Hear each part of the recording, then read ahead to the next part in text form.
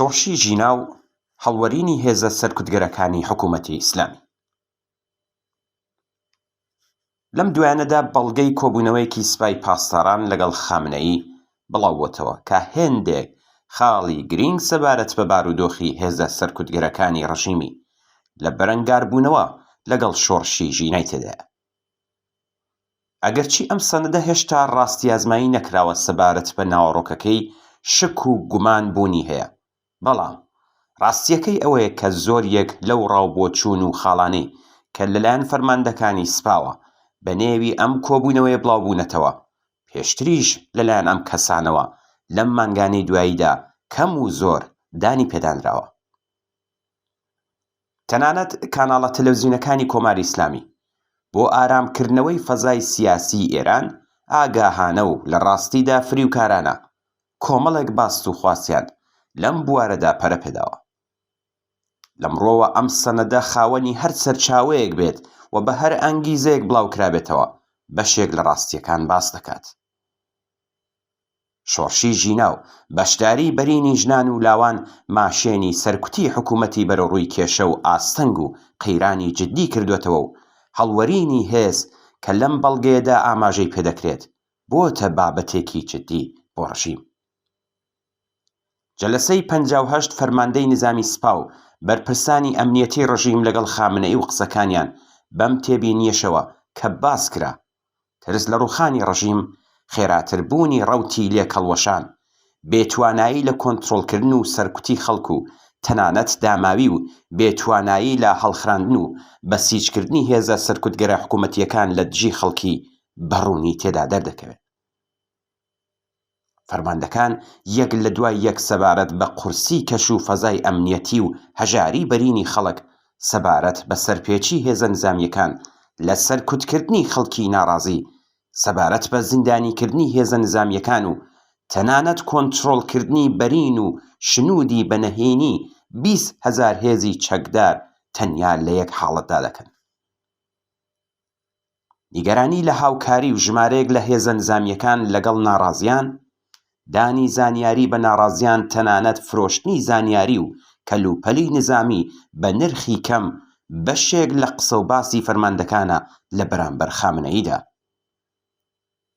فەرماندەکانی سوپا بە ئاشکرایی باس لە دژایەتی هێزە نزامیەکان بۆ سەرکوتی خەڵک، باسی ناڕازیبوونی 4 ملیۆن لاوی 14 تا 18 ساڵان، باسی دژایەتی جددی بۆ سەرکوتی کچان لەلایەن بەشێک لە هێزە سەرکوتگەرەکانەوە، تەنانەت باسی هەژاری بەرینی هێزە پلە نزمە نزامیەکانیشیان کردووە.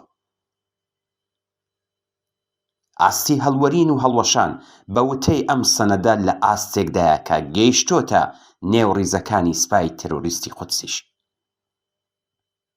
ژمارەیەک لە فەرماندە و ئەفسەرانی نزامی باسییان لە گیرانی ئەندامانی بنەماڵەکانیان لە جەریانی ناڕەزایەتیەکانی ئەم دوایەدا کردووە. بەشێک لە هێزە نزامیەکان بە بیانووی نەخۆشی و یان مشکلاتی خانەوادەگی خۆیان لە بەشداریکردن لە سەرکوتی خەڵک پاراستووە. فەرماندەکان خۆیان لە باسکردنی گەندەڵی بەرین لە نێو بنەماڵەی بەرپرسانی باڵای حکوومەتیدا بواردووە و حکوومەتی بێلیاقەت، گەندەڵ، نەخوێندەوار و بێ ئیرتباتات لەگەڵ خەڵکیان بە هۆکاری بارودۆخی تازە باس کردووە. عەلی شەمخانی کە چەند جار لە پەیوەند لەگەڵ گەندەڵی بەرینی بنەماڵەکەی دراوەتە بەرتانە و تەشەری فەرماندەکان، لە دیفاع لە خۆی و کوڕەکەی باس لە ئامادەبوونی دەیان هەزار لە منداڵی بەرپرسانی حکوومەتی لەسەر سفرەی تاڵاو گەندەڵی دەکات. فەرماندەکان سەبارەت بە هەژاری بەرین لە ناوچەکانی دەوروبەریان بە تایبەت لە خوزستان، سیستان و بەلوچستان، کوردستان، ئیلام، لۆڕستان قسە دەکەن.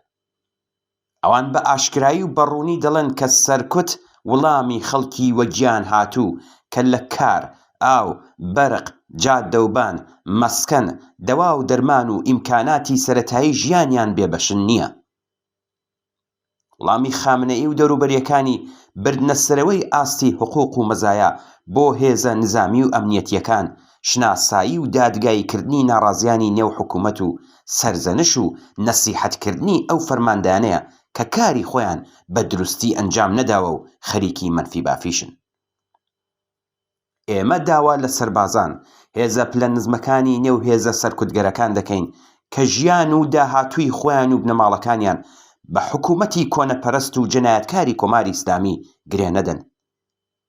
بە هەر شێوازێک کە دەتوانن ماشێنی سەرکوت تووشی ئاستەنگ و کێشە بکەن. زانیاریەکانیان لە ڕێگای ئەمن و ممکنەوە بە خەڵک و هێزە چەپ و پێشکەوتن خوازەکان بگەێنن. بە هیچ شێوەیەک لە سەرکوتی خەڵکدا بەشداری نەکەن. لە کوردستان دەتوانن پەیوەندی بە ئەحزابی سیاسی و بە تایبەت بە کۆمەڵەوە بگرن. ڕووخانی حکوومەتی ئیسلامی حتمیە و ئەمەش نەتەنیا ئەو بەڵگە و سەنەدەی ئاشکرا بووە بەڵکو ئەو ڕاستیانەی کە ڕۆژانە دەیانبینین شاهدی لەسەر ئەدەن. با ئەم ڕووداوە گرنگە مێژوویەش لە درێژەی شۆڕشی ژیناو لەسەر دەستی بە توانای کرێکاران و خەڵکی بێبەش و ستەمدیت و بە ئاکام بێت.